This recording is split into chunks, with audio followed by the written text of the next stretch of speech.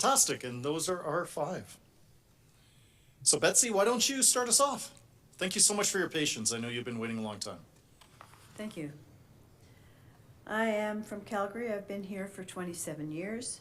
I'm concerned too about the 87 billion action budget approved by City Council based on the Mayor's declaration of the climate emergency, fueled in part by claims that we are experiencing unprecedented weather disasters. Next slide. But are we really having more severe weather? What does the data show? From Dr. Stephen Koonin, a physicist in NYU, quote, "My first instinct as a scientist and what I teach my students is to look at the data. And when you do that, you discover, as you can read in the IPCC reports themselves, that it's pretty hard to find trends in extreme weather events, much less attribute them to human influences." Next slide. Are we having more heat waves? No. The US government has maintained the best temperature records in the world. From the official government record of heat waves in the US over the last 120 years, we see far more heat waves in the 1930s than we are experiencing today on the left, and the heat waves in the 1930s were much hotter on the right. Next slide. This USHCN data shows the number of hot days in the US has markedly declined since the 1930s. That little red line you can see. Next slide. Temperature regulations from England show that average temperatures have not increased for the summer, but there is a slight increase in the winter months. This indicates that the climate is not getting hotter, but cold weather is getting milder. Next slide. Has there been an increase in wildfires? No. The number of wildfires has actually decreased globally since the 1900s. Next slide. This graph shows that since the 1930s, the land area affected by wildfires in the US has decreased by approximately 80%. Next slide. Has there been an increase in hurricanes? No. In fact, there's been a slight decrease in hurricanes in the US. Financial damages may be higher due to rising costs and increasing density of population, but there has not been an increase in hurricanes. Next slide. Nor has there been an increase in hurricanes globally over the last 40 years. Dr. Will Hapner, a physicist from NYU, says, quote, "We've got good proxy records of hurricanes and there's been no change in their frequency.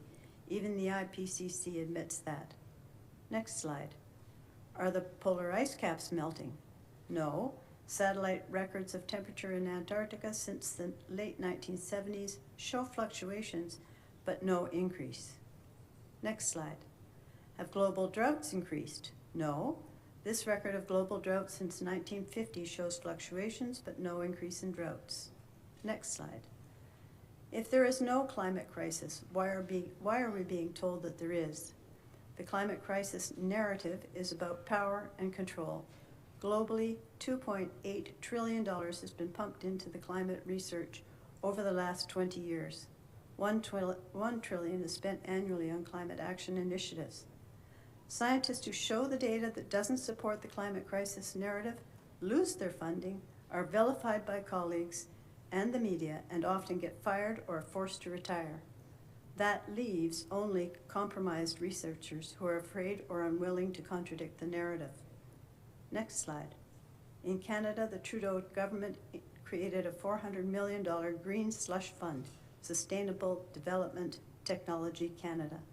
That money was grossly misappropriated, with Liberals insiders doling out money to their own companies, and the Liberals refusing to hand over documents for an audit of the account. This is not an isolated story. The UN Development Program has faced several allegations of fraud and corruption linked to the multi-billion-dollar global environmental facility. According to Transparency International, 35% of funding is lost to fraud and corruption. The climate crisis narrative is a tale of financial greed, suppression of contradictory evidence, corruption, and control. Since the climate crisis is based on flawed science, the city must cancel the $87 billion climate action budget, which is unnecessary and unaffordable.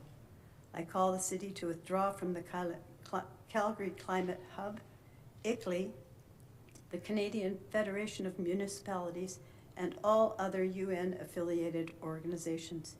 And I call on the mayor to withdraw from the World Energy Cities Partnership and similar organizations.